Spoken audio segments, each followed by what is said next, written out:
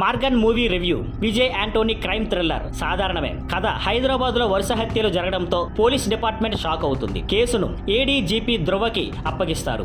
ధ్రువకి అరవింద్ పై అనుమానం వస్తుంది. దర్యాప్తులో షాకింగ్ నిజాలు బయటపడతాయి. అసలు నిజాలు ఏంటి, అసలు హంతకుడు ఎవరు, ఎందుకు ఈ హత్యలు చేశాడు అనేది సినిమా చూపిస్తుంది. Positive points. సాధారణ క్రైమ్ థ్రిల్లర్ లో ఉండే ఎలిమెంట్స్ ని వేరే విధంగా చూపించారు. అజయ్ దేశన్ క్యారెక్టర్ బాగా డిజైన్ చేశారు. రోల్లో వేరియేషన్స్ బాగున్నాయి. Vijay Anthony look, cool performance ఆకట్టుకుంటుంది.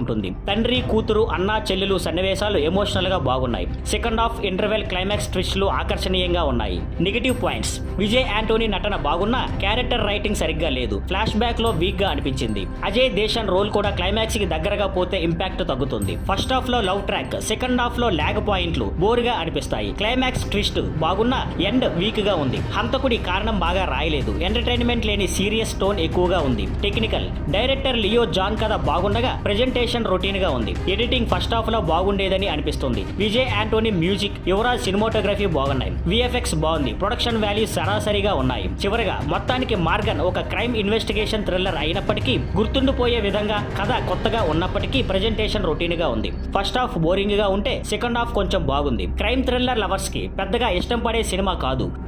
Thank you for watching. Please like, share and subscribe.